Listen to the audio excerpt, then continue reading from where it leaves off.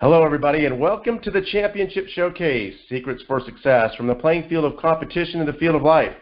We have been speaking with inspirational sports leaders, former athletes, coaches, administrators, sports psychologists, and related professionals who are sharing their life strategies and empowering messages of hope and purpose to support those athletes that are seeking to make a successful transition.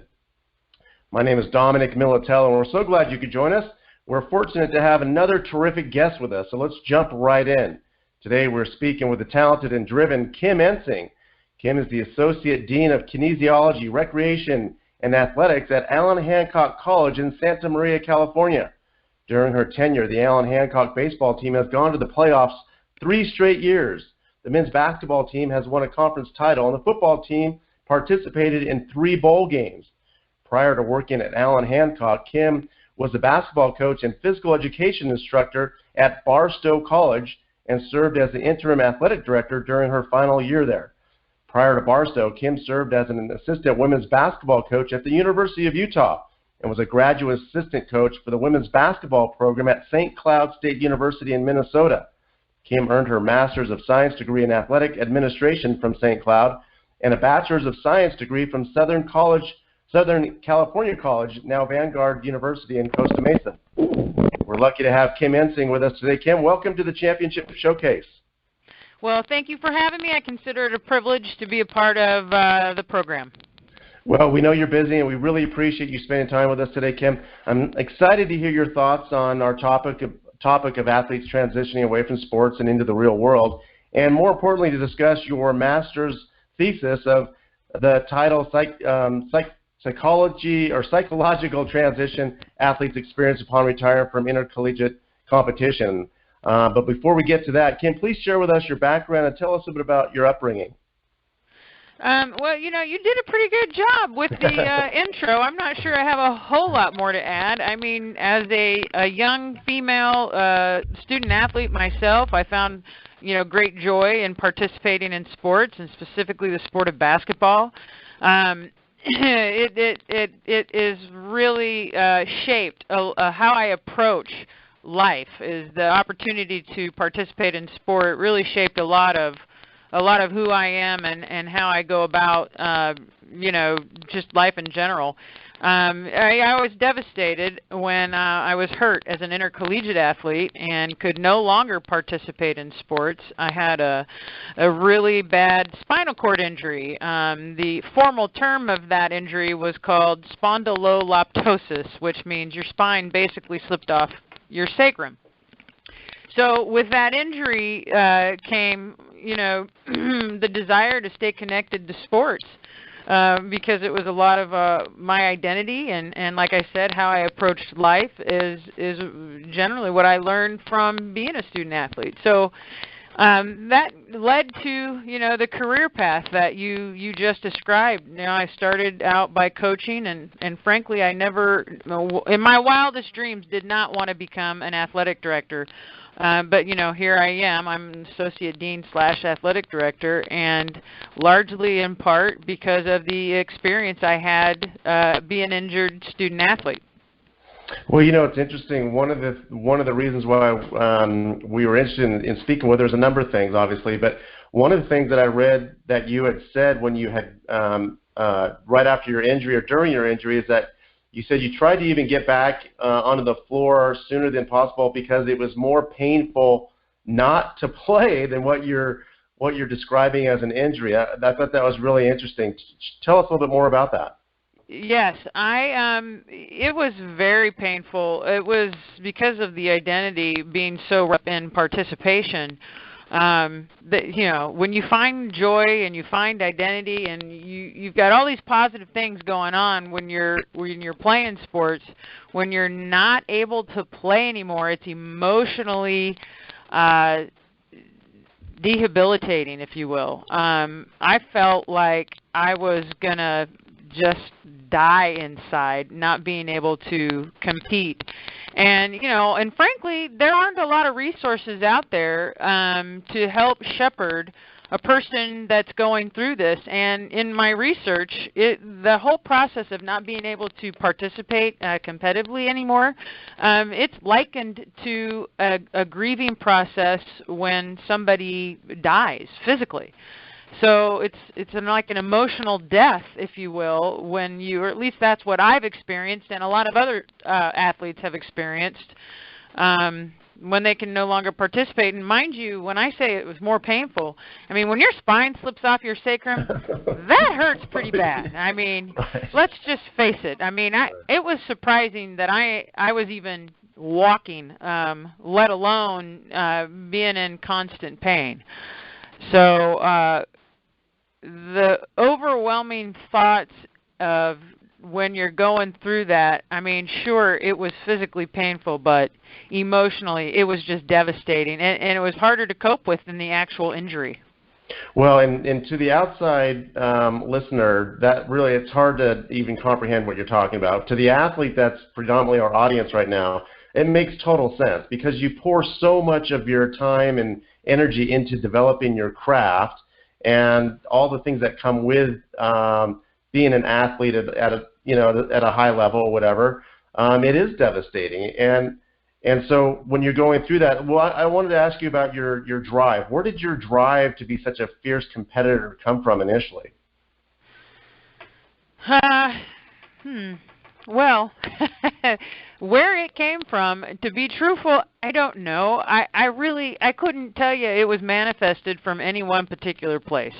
But, you know, when you are semi-successful as an athlete, and, you know, you kind of crave that continual feeling of being able to be successful. And so, you know, that drive and where it came from, there is such a gratifying feeling to put yourself in a circumstance where you're trying to improve your physical skill set in any given sport. So I really wish I had an answer for that particular question.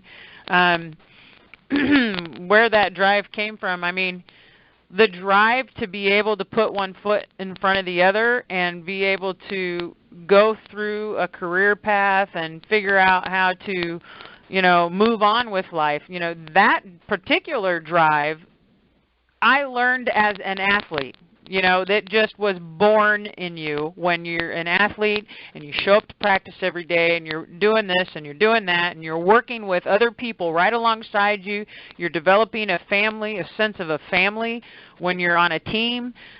That whole experience taught me the skills to have the drive just beyond that experience of being a student athlete. I mean, it has really served me well in my career path.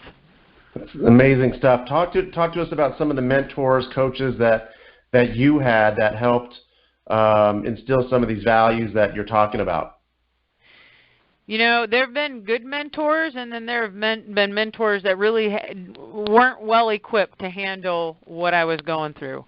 When you're a coach and you have an injured athlete and dealing with that injury, you're dealing with, let's just take basketball for instance. You have 15 players you're dealing with, and when one gets hurt and can no longer play, you got to figure out how to stop the gap dealing with the rest of your team. Here's this individual who made this contribution, and now you don't have that individual anymore. And so you got to figure out as a coach how to move your team on. Well, if you're moving your team on and you're doing what's best for the team, sometimes that individual who was hurt falls by the wayside or feels very isolated. Right. So in that regard, some coaches aren't sensitized to the injured student athlete. And I think a lot can be done in terms of the coaching profession and how they deal with the athletes on their teams who are injured. Athletic trainers, I had a really, really good athletic trainer who, took great care and concern with my rehabilitation. I will say that I do subscribe to the Christian faith, and I felt like I was being watched over by a higher power. because, like I said, it felt very isolating and desolate and emotionally devastating. And so I have to say that my faith was a factor in being able to deal with it. I had really some very good mentors, just in the way of maybe earlier coaches who weren't necessarily a part of when I was injured, but just my high school basketball coach was a friend to me and a mentor to me, and still to this day at age 45, I can call on her and access her just in terms of a support network. I had a very supportive mother in dealing with everything. And so the other thing is, when you're going through this and you're feeling isolated, is the ability to reach out to those who love you and are around you. I went through a very dark time. I had been addicted to painkillers and drinking a whole lot of beer when I was going through what I was going through. And there were a lot of very dark times at that place and time. And so I think it's important that us as professionals reach out to those going through this, because they're not always going to be the ones to initiate that contact. Right. And I think I read someplace where you said it was therapeutic for you to write the thesis about this exact topic. What inspired you to use this as a therapeutic tool? I didn't set out to write it as a means of therapy. I wanted to make sure, the professors in my graduate school, the suggestion was to choose a topic for your thesis that you're going to want to spend time with. Because if you choose a topic that you're not passionate about, you're not going to be able to get that thesis done, because it's a lot of work, it's a lot of time, it's a lot of effort. And I just felt like I was so fresh out of my undergrad and so close to that point in time where, I was literally still living with my injury. Yeah. And so I kind of figured, I can't be the only one who has ever gone through this. So I began a qualitative research, talking to other student athletes who had had career-ending injuries, talking to other people whose intercollegiate athletics opportunity was over, not necessarily because of an injury, and started reaching out and interviewing other people. And just my interest in reaching out to other people to find out, okay, what is this thing we're all going through?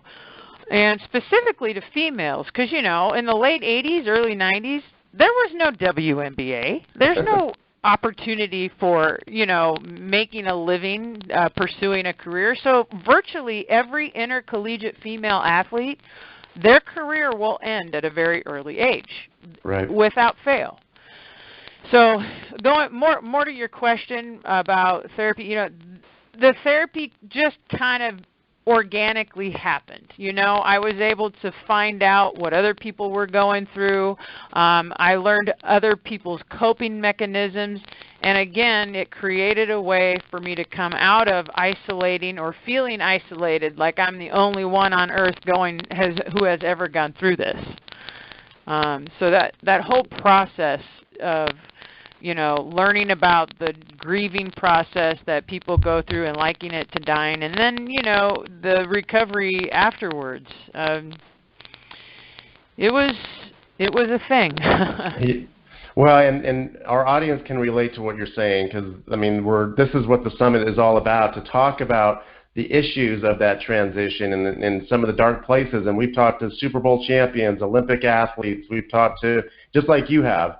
And it seems to be a common theme. There's a thread that goes through this process.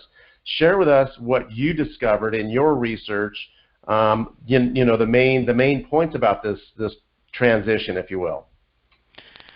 Sure. The common thread is just like you mentioned it earlier in our conversation. The common thread is, you pour so much of yourself and your time into developing a craft, and almost to an unhealthy level of effort. Right. That's why the NCAA have put limits and time limits on student athletes, and It could become an unhealthy obsession, and it doesn't really feel like an unhealthy obsession until that particular activity is taken away from you. So the common thread is basically being able to, take what you've learned from that level of effort and applying it in another venue. The common thread of you're developing your identity as, you're this star athlete, and that's how other people outside identify with you.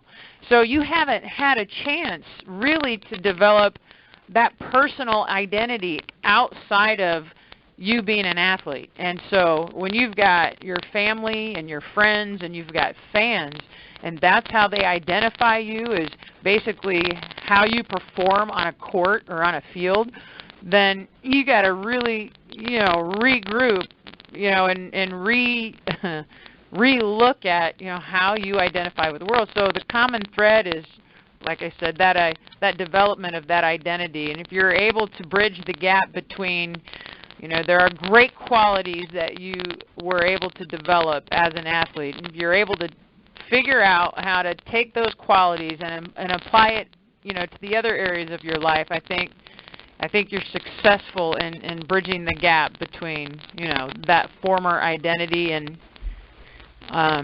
basically developing a new self, a new sense of self. Well, and I was going to ask you about that. My next question would be centering around belief systems. How important are belief systems in creating your new identity? I think for everybody is different. I mean, I do feel privileged and blessed in terms of my belief system. I mean, it always hasn't been, as strong at certain points as to other points, and because when you're in that dark place of I have nothing and I have nowhere to go because I can't go and play this sport I love so much. When you're in that dark place, your belief system is challenged to the core. So I think that it's a very important aspect just through anyone's life, and no matter what that belief system is, I think it's key, and it can be different. It can be different for everyone. I mean, I think there are some people who call on a higher power, and there are some people who it doesn't have to be one belief system over another. It's just for me, it was my Christian faith and a belief in God, and and sometimes I hear other people speak to their faith, and I don't want to be cliche with it because I don't walk around and I'm probably not the best person in the world to, my bearing witness is not like always coming first out of my mouth, but I mean, I have to say that was a strong influence, and so I'm thankful for growing up in an environment that emphasized the faith and life. Well, and I can really appreciate that. And you talked earlier about being in a dark place and really getting to that core and creating a new identity. What would you say the steps are initially in creating that new identity for an athlete transitioning away from sport? Well, it's hard to delineate specific steps. I can only say what worked for me personally, and going into coaching kept me close to the sport that really helped me come out of my shell. I was an introverted, very shy individual, and the only time where I felt like myself and I felt like I could be me was on that court. And so when I couldn't play anymore, I said, how else can I stay close to this sport? Well, I began to coach, and from there, from coaching, I thought, gosh, it would be sure great if I could coach college level athletes, and then decided to go and get my master's degree so that I can coach college level athletes. And from there I just grew into a very passionate human being for student athletes in that age range. Coaching at the community college level, it's not easy because a lot of the student athletes at this level have a lot of baggage. But, I was born with a passion, because I couldn't play anymore. I was born with a passion to help other student athletes realize their passion and hopefully not get sidetracked along the way. So I was able to turn a very big negative in my life into basically a lifelong career. I mean, I've been coaching and in this field since my basketball injury. And there hasn't been anything else in this life that have made me feel like, maybe I should walk away from this career. What else could I be doing right now? And there's nothing else that makes me feel like I would want to, I put in probably 75 to 80 hours of work a week, and it Wow. doesn't feel like 80.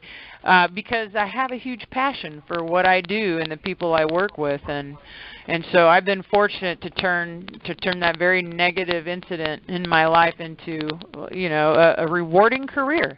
Right.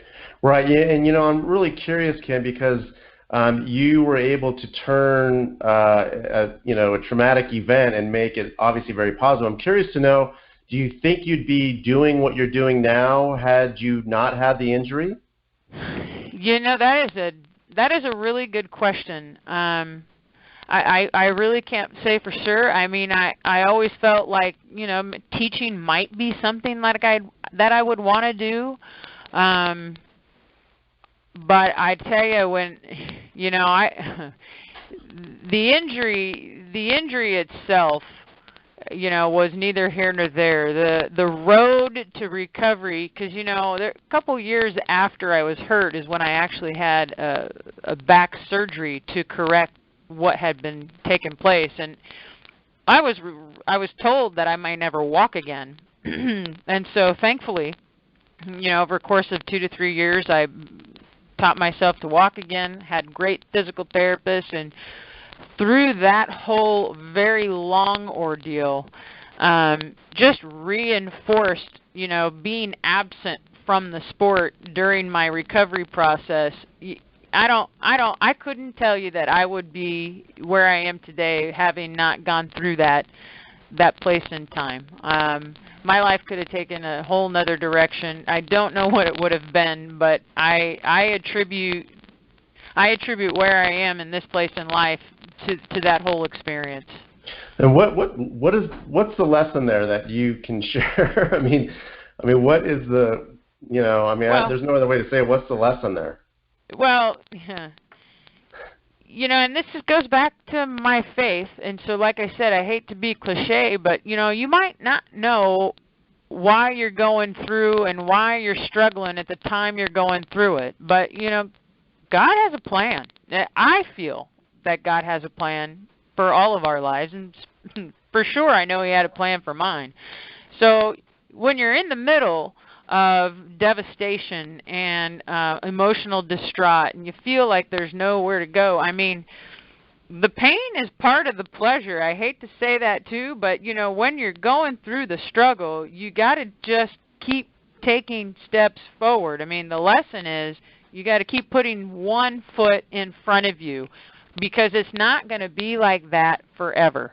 There's always a tomorrow, there's always a sunset, and even though you're in pain or even though you're in a deep struggle, you got to fight your way out of it, because there's another side to the story, and you can choose to let it ruin you, or you can use it to your advantage. I mean, so there's the lesson right there. You can choose to basically sit there and let those poor circumstances eat you alive, or you can choose to do something about it.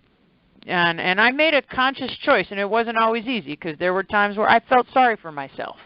I felt like, oh, poor me, poor me. Well, you got to get over the poor me and keep going. To this day, when I see a story on TV about somebody who is physically incapacitated and they're an athlete and now they're in wheelchair basketball, I mean, it brings tears to my eyes, because I can totally feel what they're feeling at the time they're feeling it, because I've felt that before. Right. All right. So You're listening to the Championship Showcase, Secrets for Success. From the playing field of competition to the field of life, we're speaking with the very talented and driven Kim Ensing. Kim, the words that you're saying in experience, I think, are hitting home. I mean, they're certainly hitting home for me. I remember one of the darkest points in my life. I had called my sister, and I was down and out and depressed like you're talking about, and she said, you know what, it sounds to me like somebody's trying to have a pity party. And I was like what do you mean by that? I'm struggling here, you know. And we talk about it now, but back then I was like, what is she talking about? And, you know, I got through it, obviously, but so I understand what you're thinking about. Do you think the topic of athletes transitioning gets enough attention in the general public, or do you think it's... No, it does not. It does not. No, it does not get enough attention at all. Even here in 2015, when we've got so many resources at our disposal to help the transition, you know, let's talk about what's going on right now in the news, in the media. You know, Kobe Bryant is retiring. Okay, so he's going to spend the entire season where every single city is going to celebrate him and everything he's done in his career, and it's going to be fun, fun, fun, fun. I want to know what's going to happen the day after his last game and follow him around for 3 years after and find out how his life evolves. Right. You know, or let's take, you know, let's make it a little bit more real. Let's talk about a WNBA player and everything that person does after their last competition. Or let's just take a softball athlete after she's spent 4 years playing Division I softball and doesn't have an opportunity to be. So, I mean, yeah, the quick answer to your question, no, we do not, as professionals, pay enough attention to what that transition looks like after they compete. I mean, your relationships start to dissipate between coaches and former athletes, and largely because coaches are always concerned about the next team, and that's just not necessarily a fault of the professional. It's just a symptom of the profession. Right. You know, more counseling. You know, you've got all these counselors in college settings that help you get in your classes, get through your classes, get on the other side of a degree. But how about counseling services that help transition the student athlete from a degree to the career field? You know, how are we bridging that gap for our student athletes? You know, we just spent, you know, the last 4 or 5 years helping you develop your craft and helping you get through school so that you can be academically eligible to compete for our institution. So now, how about let's develop some career pathways post your involvement in athletics? And so, yeah, I'm pretty passionate and opinionated when it comes to what you just asked me. Yeah, well, and you know, the point taken that it doesn't matter if you're making $24 million a year or if you're a senior athlete in college and you're both transitioning away. And some of our guests have said, you know what, I'd rather be the collegiate athlete who hasn't made any money and transition than the guy who's making $24 million a year, because you have more responsibility, it's just magnified. What are your thoughts about that? You know, when you get into, I hadn't really considered that whole monetary thing, but you're right. I mean, I used Kobe Bryant was my first example. Like, yeah, he's making a ton of money as an athlete, and it's. I have no idea what it's like when you're a professional athlete and you retire. Like, I've got no clue what their financial package looks like, but I have to suspect that the longevity of that fiscal opportunity post-retirement has got to, you know, you got to probably now think of lifestyle changes. You know, now you're talking about lifestyle changes, and you're talking about, you know, you were once bankrolling and doing anything you want at any given minute. I mean, yeah, I really don't think I'm qualified to even speak to that. Yeah. But I would imagine that it would be very, very difficult and very challenging.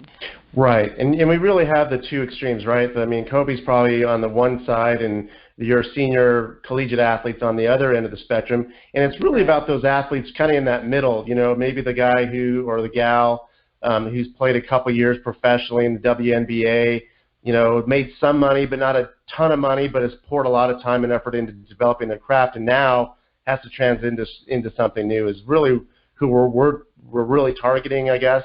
So what are your thoughts about the person? We know we've heard of Brett Favre, we've heard of Kobe. But what about the athlete we haven't heard of, like you're talking about? What can you take from your thesis or from your experiences that could help those athletes in that middle ground area? I feel like we need to do more helping student athletes develop a skill set outside of bouncing a basketball. I think community service projects, career pathway opportunities. I just think that, you know, and I really think it's something that could come from the coaching profession.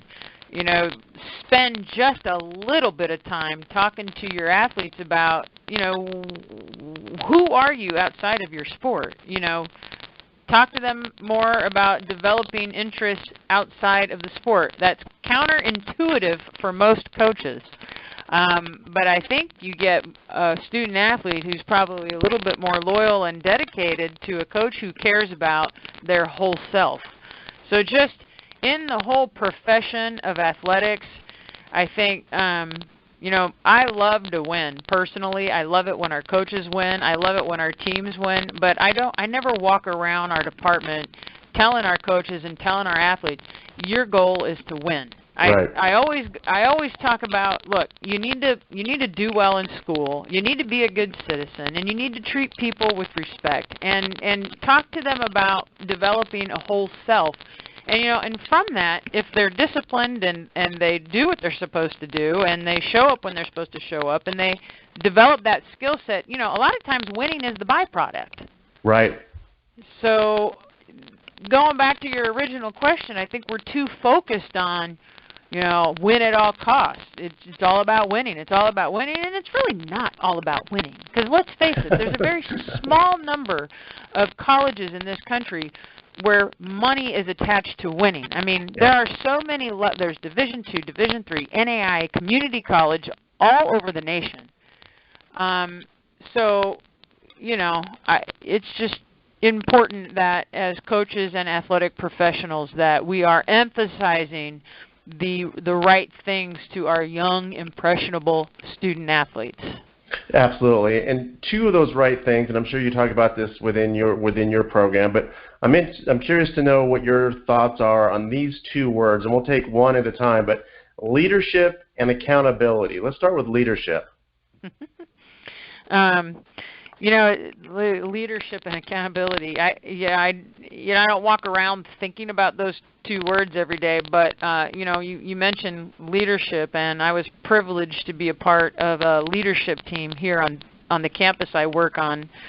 There were 25 of us that went through a sort of leadership academy over the summer.